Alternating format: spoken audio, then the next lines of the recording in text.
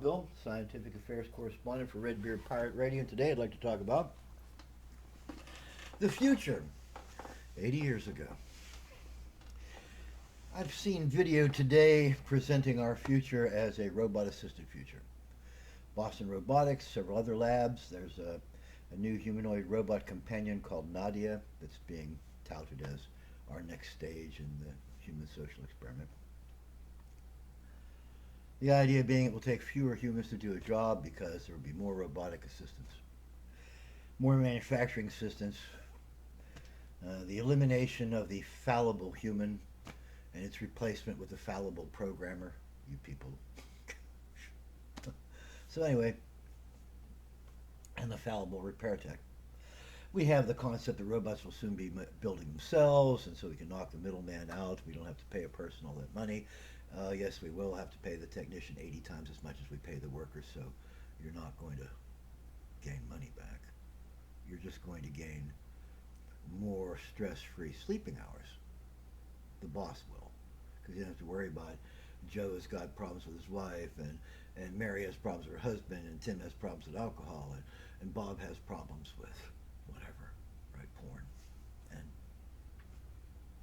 instead of that, he's got just Jimmy. Jimmy down there is fixing the robots all day long. That'll keep him busy. I love the robots. They don't care. They do whatever I tell them.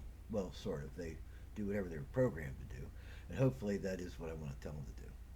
But there's an inefficient interface there between production and utilization. Now, because production is still at the look what I did stage. It's not really at the stage where you're going to say, well, this is my artificial companion. But it's moving there. That's what the presentations I saw today seem to indicate. We're looking at a small squad of infantry moving through the Afghan mountains.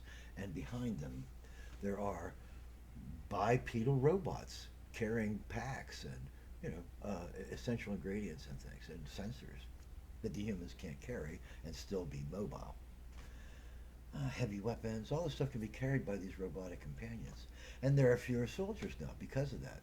More robot help means you need fewer soldiers, fewer humans are being exposed to the rigors of war and the dangers, the horrible traumatization that every soldier who goes into a war zone encounters, no matter what the veterans say about the noobs. People for whom horrible psychic trauma is now their basic everyday. And if they hide it well enough, they can get along. So the hope is to eliminate that altogether. And one way of eliminating altogether would be to eliminate war, to go to a different series of interactions where humans don't end up killing one another to take other people's stuff away, which is the basis of war. You want something, you get a coalition behind you, and you go take somebody else's stuff. Yes or no? That is the essential background of capitalism, communism, and socialism. They all have people that want to take other people's stuff, get a coalition behind them, and go take somebody else's stuff. Have I said anything that isn't absolute fact? No, I'm absolutely right. And it isn't because I'm so cool. All I did was cut down a bunch of history into its basic elements. That's what we're supposed to be doing as humans. Reduce complex systems into easily understandable patterns so that we can either replace those patterns with more effective ones, or we can refine those patterns and to make them even more effective. The hope is that we will always be doing this to make this into a world where humans aren't endangered unless they'd like to be. So unless you're a thrill seeker, unless you're an explorer, unless you are so traumatized by other experiences that couldn't be controlled that you do not enjoy the company of your peers. And so we create an artificial division between the community human and the robot assisting human. Because if you're robot assisted, well, you don't need as many cooks, you don't need as many doorbell technicians, you don't need as many plumbers, you don't need as many. Yeah. Most of that work, basic work, will be done by your robot friends. And they can be programmed. I imagine, just like with everything else, you will have to spend your resources to gain extra resources to employ your robots more effectively in terms of software downloads or new mechanical additions, or perhaps every so often industry will somehow, oh, we're so sorry, but we just realized we could remake all the robots and everything's even better now, except you're going to have to trash all your old robots and pay big bucks for the new ones. That's how technology works. That's how things are sold to us. It's either incremental or a giant sweeping change that makes everything we had useless. It's a thing. So, 80 years ago, this guy Isaac Asimov saw this picture in his head of humanity dividing into two camps. These camps were the robot-assisted camp and the mass of humanity camp. The mass of humanity had some small robot assistants and technological assistants, but most of the work was still done by hand. You went to a job, you worked your job, you came home, you bought a pizza, whatever. And the people living on Earth, they're called Earthers or Flatlanders or whatever, they lived in giant, massive hives, like megastructures. That's what we're talking about now. That's what my conversation's about. How much Isaac Asimov saw in his head 80 years ago that is literally coming about as part of our right now and near future. He saw most of humanity living in these giant megastructures and rarely, if ever, leaving. So you lived surrounded by other humans in caves of steel. Terrible Will Smith movie, wonderful novel. Read the novel. Do not trust Hollywood to give you cliff notes on the great writers, because they can't. Do not trust a website to tell you, well, here are the main points of Shakespeare. You missed the whole experience. You let somebody else, jeez. So, I'm going to say this once. It's not fair. So you can get me back someday and I'll have to accept it. But get this. Read a book, people.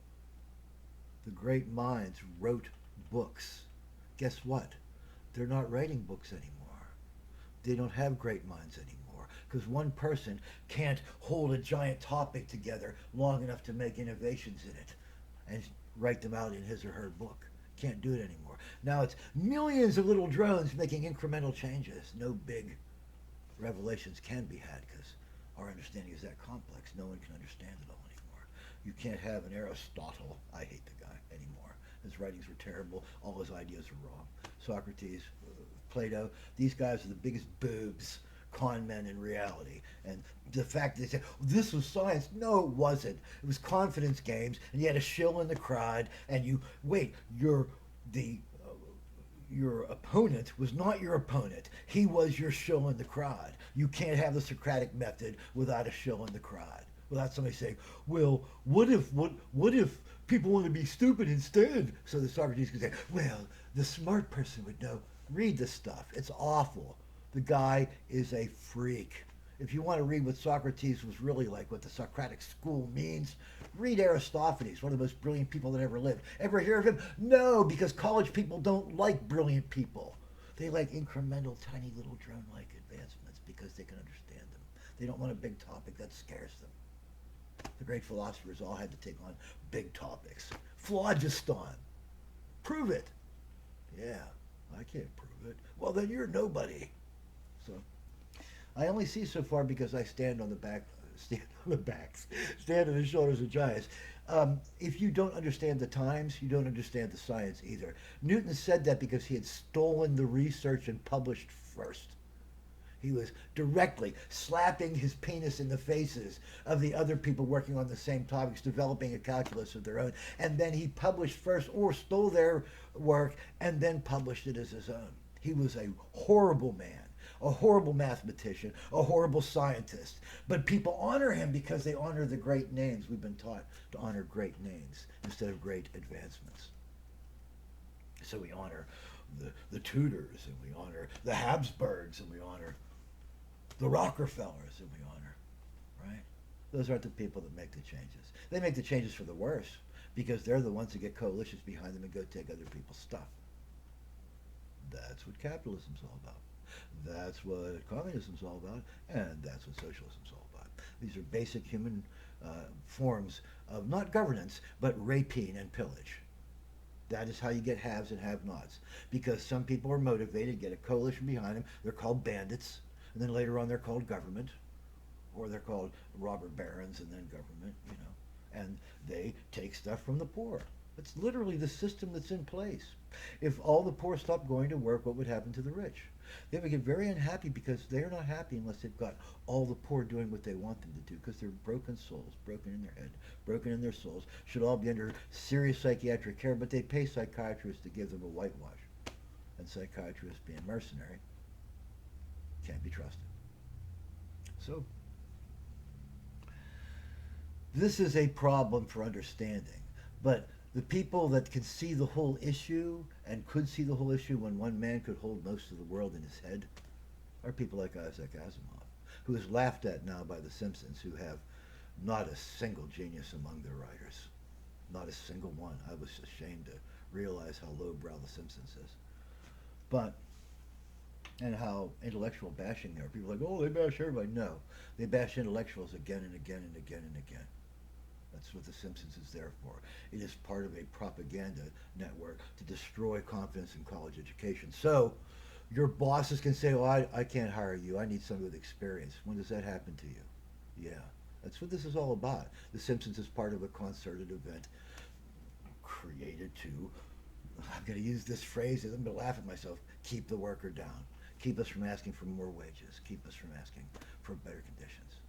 To take what we are given and be happy for it. To take our volition out of the equation of how things are worked in the world. Unless some person wants to motivate us as a coalition to go take somebody's stuff away. And that's called political talk radio. All the worst people are on it, on both sides. So, Isaac Asimov was better than all these guys, better than you, better than me, better than all of us, better than all our best thinkers today, because he could hold almost an entire topic in his head, and you can't, and I can't, and nobody can anymore. We have specialists now. He lived in an era where not everyone was a specialist yet, at least not at the level they have to be today. We're really lowering job opportunity rather than raising it by increasing technology, because you have more and more specialist realms where only a few people can be educated and trained.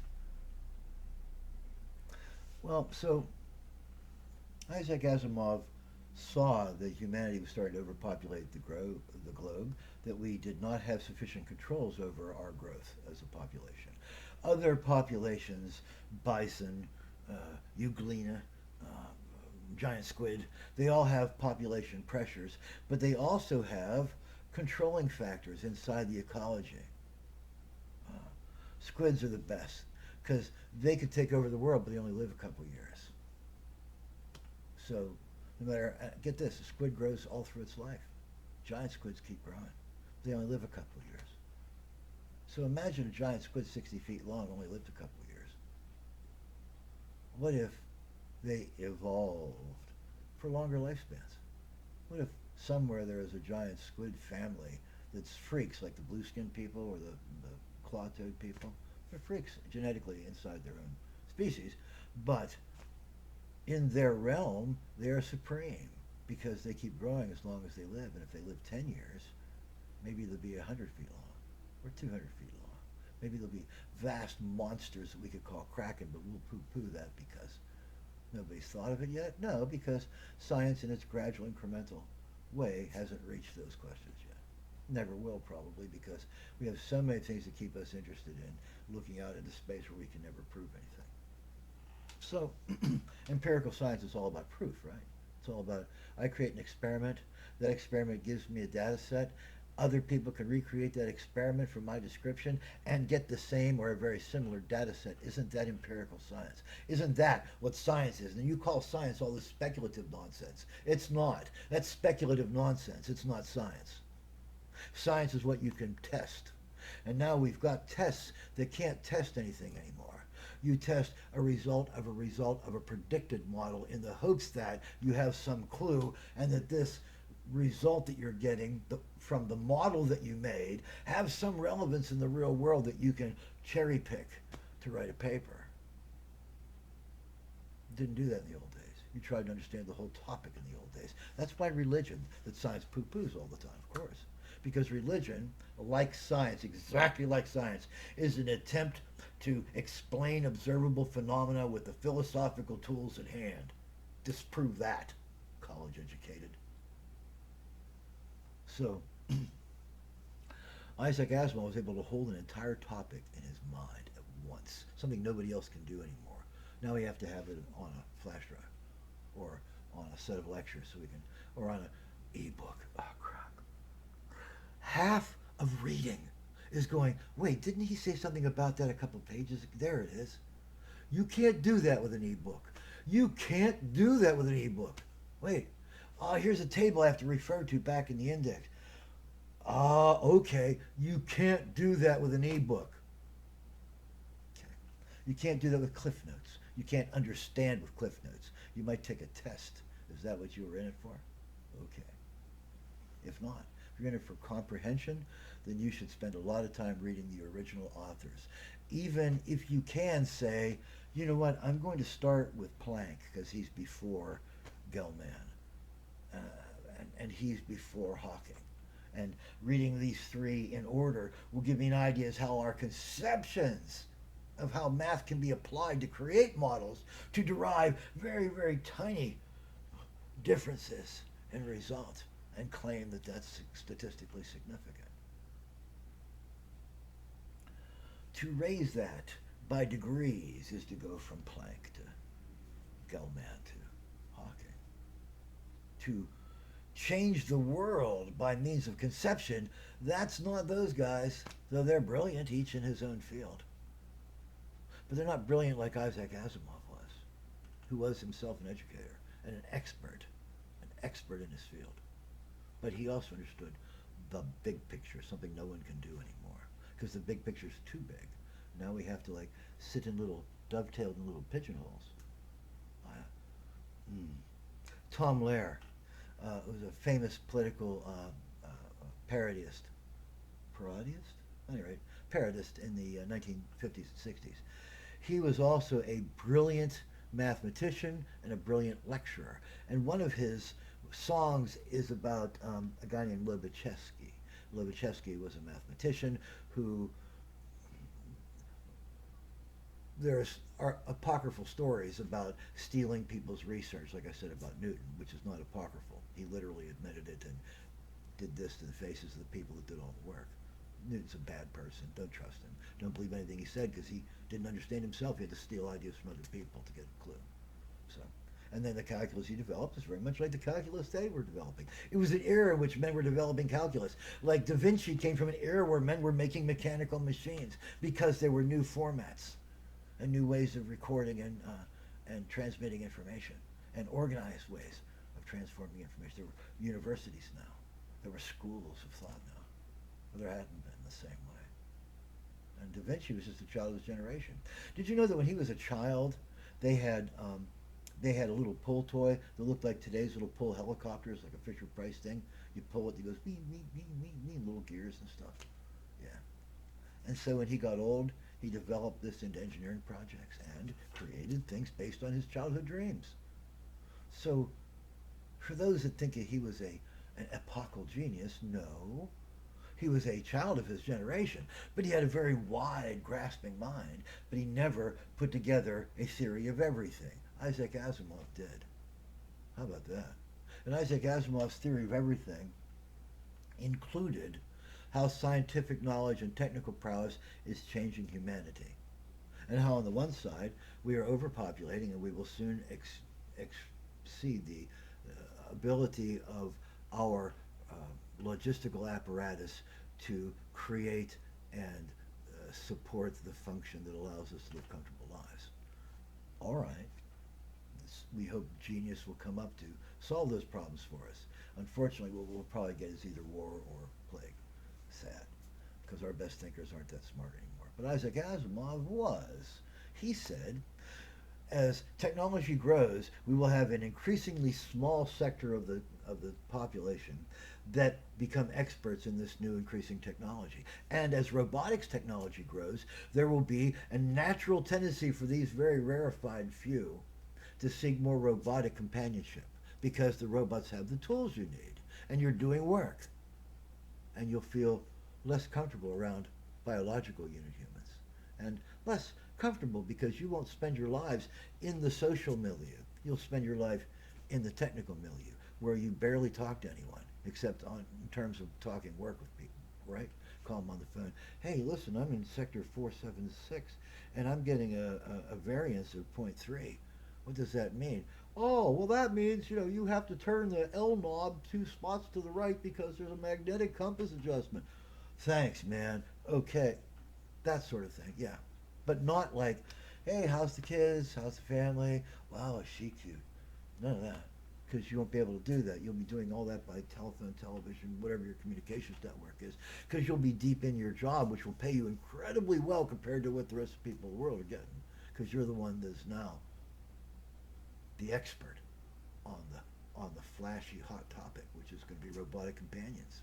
So Isaac Asimov says as this increasingly small sector of the population becomes increasingly more expert in a very esoterical technology that no one can just independently reproduce on a moment's notice. Now it's going to be years and years of development. If you lose these secrets, you lose these technicians.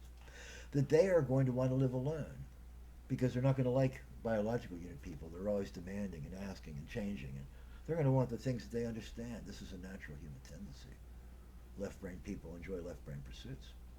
People that don't have left-brain or right-brain dominance enjoy the company of their peers because it's so enriching.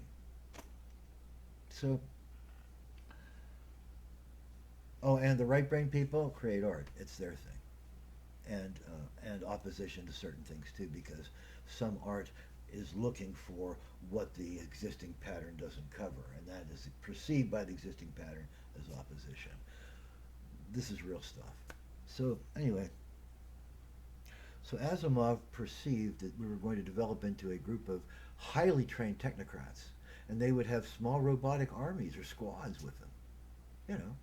You have the one that's got this tool and the one that can do these operations, and these three that are very good for general stuff. Your Boston Robotics guys, three of them behind you.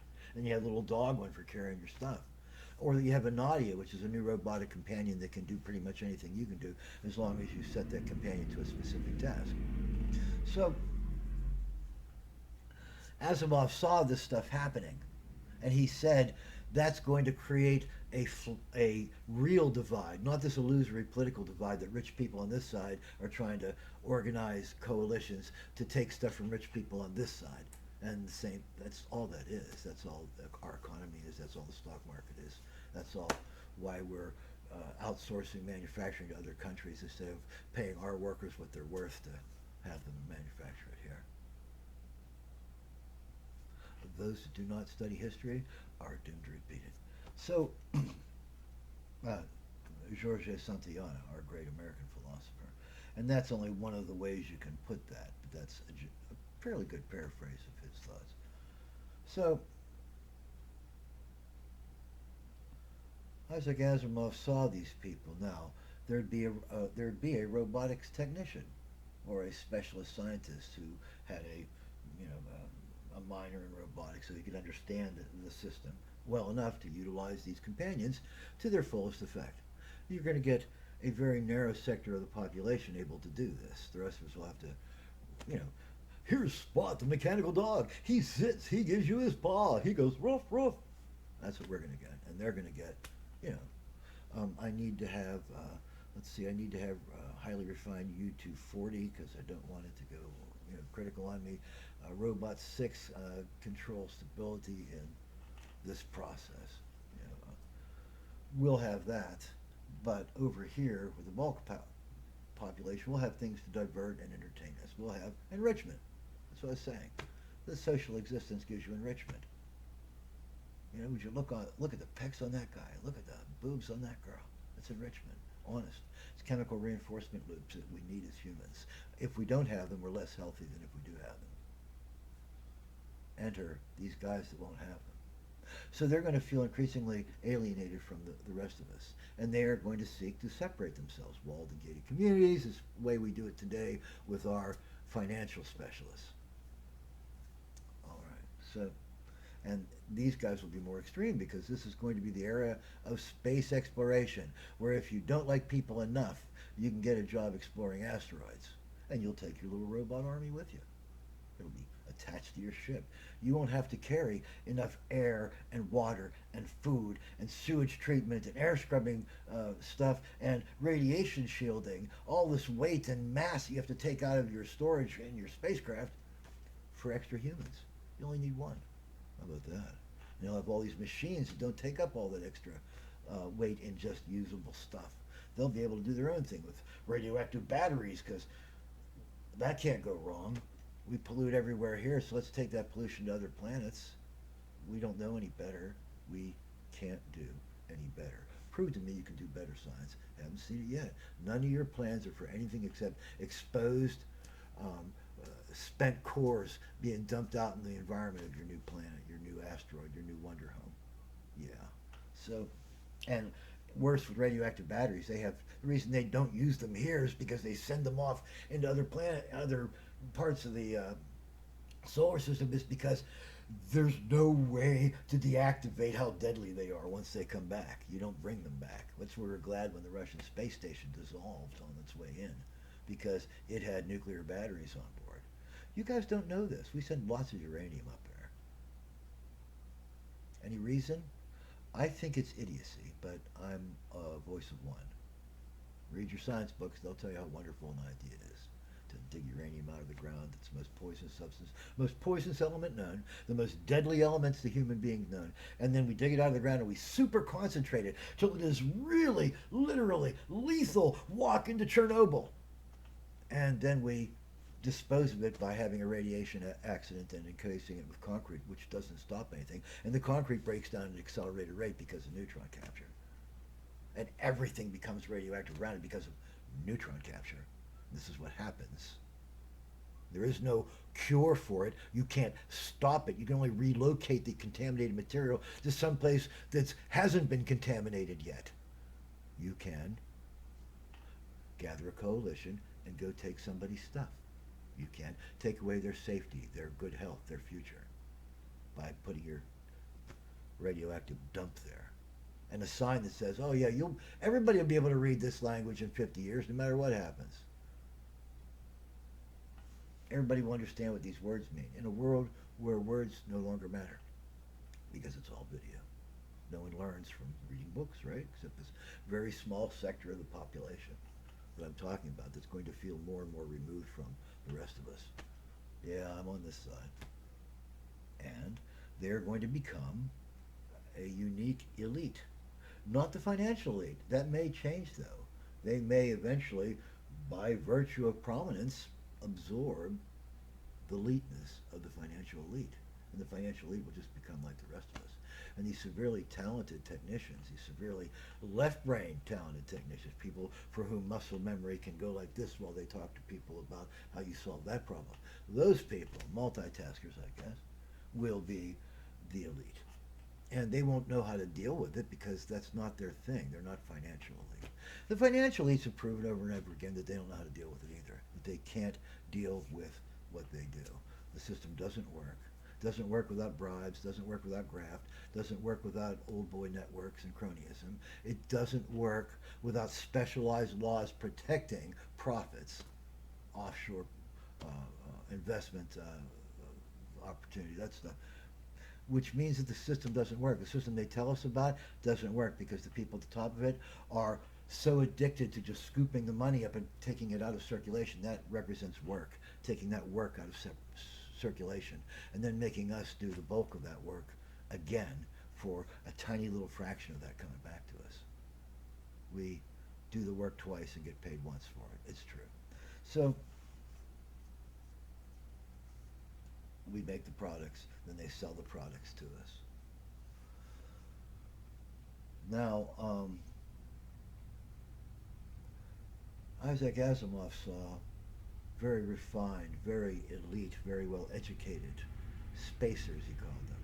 They would each have robotic helpers, like we're doing now. We're building the robotic helpers now for highly technical, highly educated people who say, we're going to make this so that everybody can use it. And no, they won't. They can't. it's going to be too complicated. By the time it comes down to it, people can just say something, and the robot will interpret all the mistakes that human made in what he said, and then say, oh, he probably meant this, and we'll do this, and make sure that he's not reacting weird while he's doing. By the time we get to that point, then this video will be a moot point, and you'll have better ones to watch. So Isaac Asimov saw this all happening, that the rest of us would get like Simon, and these guys would get like super capable robots, Boston robotic robots that can do anything, disarm a mine, you know, clean out the core of Chernobyl, and somehow negate the horribly poisonous pyrophoric nature of the uranium inside that elephant's foot, which can't be done. We can't do that. It's going to melt its way to the bottom of the earth. I'm saying it badly, but as long as there is enough radioactive material close enough to continue to produce heat, there's quite a bit of it still, it's going to continue to try to melt its way till the ground around it is as dense as it is. And since it is composed of the densest metals known, it will be a while, maybe 50,000 years. They say, oh, it's much better now. No, you spray it with water, that steam is radioactive. Yeah, it is. And it goes places and settles out and gets in the water table and poisons animals and plants and poisons generation after generation after generation of people in those areas who come down with a higher degree, higher rates of thyroid cancer, higher rates of urinary tract infections, higher rates of several different major health threats that are directly attributable to radioactive contamination of their area. So all the rest of that's bullshit when they say, oh no, it's look how it's recovering. Oh, animals got 3 eyes now. No, it's none of that. It is bad for the environment. Uranium is the worst. And just digging it out and concentrating was dumb enough. And then they spew it all over the ground when a reactor goes bad. And it's like now it's touching everything, and everything's becoming radioactive itself due to neutron activation. And that whole area becomes deadly dangerous. And then somebody that wants to get a coalition together and take somebody else's stuff from them gets control of that place. It's called Chernobyl. And it's like, the possibilities for threatening my enemies here are limitless. How could they have ever let me get to this place? Oh, it's that nuclear lobby, remember? That talked about how safe nuclear power is. That Putin would never get a hold of Chernobyl. That nobody ever second guessed. Because you're all fanboys. Nobody understands. They can't hold the whole topic in their head anymore. It's all little specialized pigeonholed knowledge. But Isaac Asimov saw this stuff coming and predicted it all 80 years ago and said, we're going to end up with spacers exploring asteroids and new planets and, Mars, well, old planets, but you get the idea. Even someday going to other star systems to explore, to refine, to create new materials, to create robotic armies for employment of creating a paradise for that spacer, that one person, that small group of people. And they would become, because they were so machine friendly and people awkward, they would become singular. Be one on this planet, one on that asteroid, and one in this station, and one on that part of the moon. And all the rest of their stuff would be robotic aids, mechanical processes. Comforting. If that breaks, I can fix it. Or this robot can fix that robot that can fix that. And I don't have to deal with people. People, they're like biological. I can't understand them because I'm highly specialized in my knowledge. And that takes away space that you would spend becoming social. Highly social, highly isolated, they are completely different from one another, and the personalities that grow from those two conditions are completely different even in the same person. That is one of the basic problems of psychosis. So anyway, Asimov sees Mars as having like 5 spacers on it. Each one has a vast reservation with huge processing plants to give him in his mansion, in his swimming pool, enough water, enough atmosphere, enough, flowers and the pretty things of life so that he can feel or she can feel, I have made it. This is it. I am the pinnacle of evolution. It's all about proving that humans are the most advanced creature, that we are the pinnacle of God's creation. If you take that concept out, then evolution falls apart. It just becomes random bullshit from natural disasters and cosmic rays breaking DNA chains, and females don't select males for better qualities, they select males for the coolest mating dance. It's not the same thing. Because they know that males will ultimately let them down. What can you do? I'm kidding. So anyway, Isaac Asimov saw this all happening, and so the humans on Earth would stay on Earth, and they would live in vast caves of steel, superstructures, megastructures, the ones they're talking about putting us in now. Exactly like the ones now, that the people that are doing the now ones read books by the people that read Isaac Asimov. See how that works? It takes a great mind to stimulate all those little incremental minds to create a revolution. It doesn't happen without the great mind, and we're running out of great minds. So we won't see any more revolutions of knowledge or understanding. We'll just see incremental changes. And that will make all the people that are doing those incremental changes feel very comfortable with themselves. But change won't happen. Change will be slowed to the point where we won't see it in our lives. Our historians will see the change, but we won't. We'll just, small incremental changes one way or the other as governments change, as the people that gather coalitions to go take other people's stuff change. They do. Their kids are usually lazy and indolent and overstuffed and don't know how to take care of anything, and everything collapses, and then some other piratic person inside that develops links and pulls it all together to himself or herself. The one person that does that in each of the 50 ruling families. Because it's not all of them. Most of them are lazy, indolent, overstuffed people who don't want to do anything, leave me alone. Just like us. Just like us if somebody gave us everything we wanted. Would you stay motivated? Some will.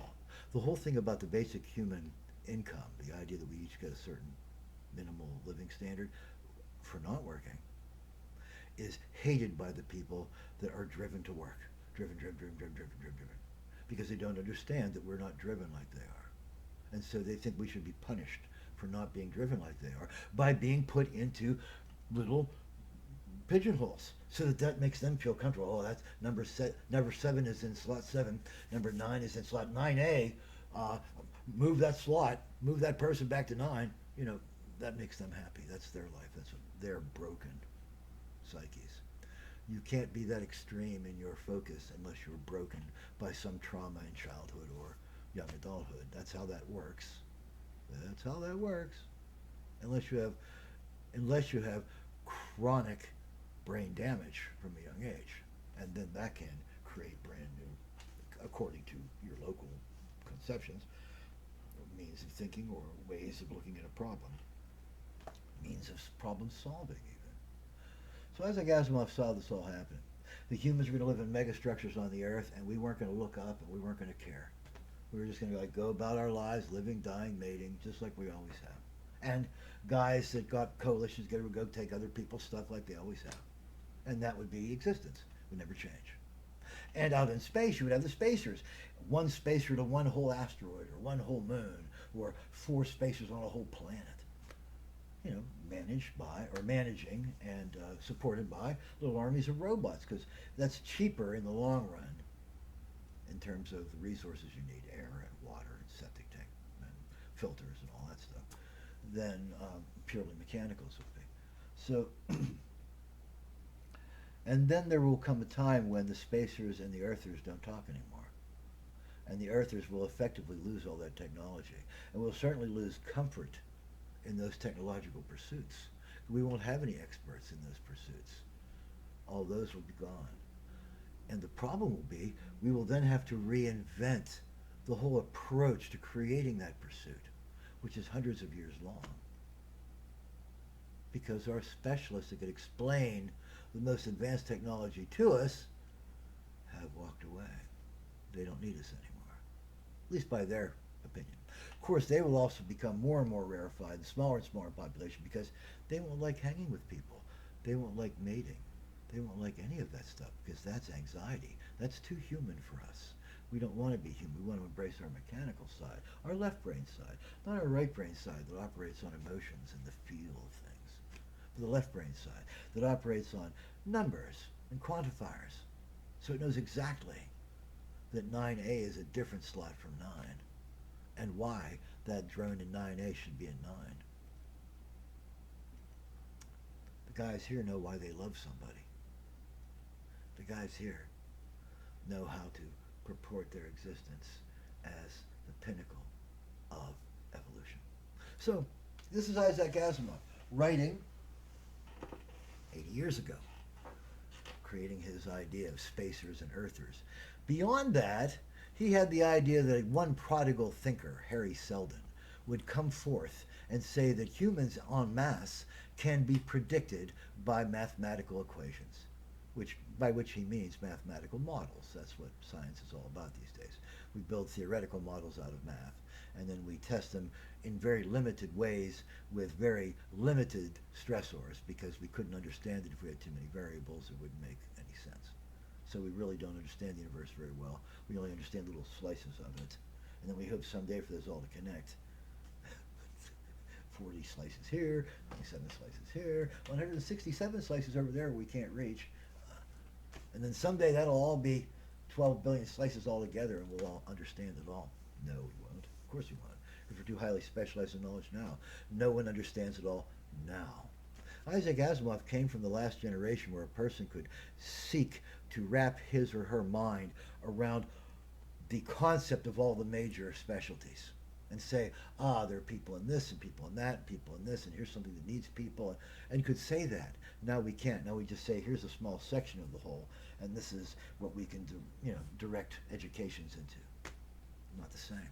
And then when you get there, your employer will say, I'm not going to hire you because I want experience. I don't want education. Remember see what I did there with the... Okay, so anyway, that's Isaac Asimov 80 years ago, seeing both that humans are going to divide into two camps, the ultra-technical and the ultra-human, or humane perhaps, and that later on, someone, somewhere, or something, a process, was going to develop a means of mathematically modeling human behavior to the point where it could be controlled on a large scale by those in charge. And that system permeated throughout and perpetrated for the favor of those in charge. Why should they let you have any? Really? Think about it. If you have a pocket full of money, is your first thought, look at that poor starving guy, or is your first thought, I've been waiting to buy that new car? What's your first thought? Yeah. So, I'm just wondering how many Happy Meals sending a DeLorean into space would have bought for homeless people. Just curious. So anyway, we're going to end up with the technocrats that can't care about the bulk of us because they don't care. If they devolve themselves into interest in raising our life standard, raising our standard of living and education, that will take them away from their specialty, which is what they demand of themselves, because it separates them from humans. They're awkward around humans. Ask them. In other contexts, ask them. And they'll say, like, yeah, that's why I wear a microphone to stand on stage when I address more than 5 people. Because I have anxiety.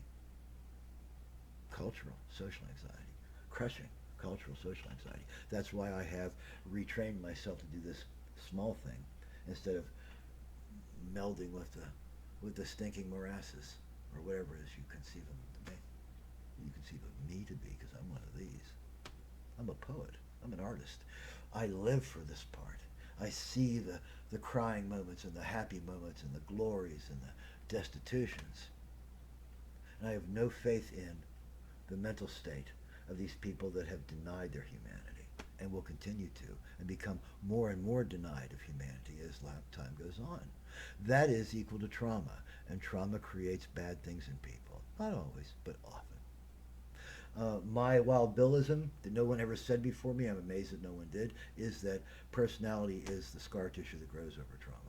Ask a psychiatrist, ask a sociologist, ask a child behavior specialist. And they'll say, like, well, that was good, because I'm right.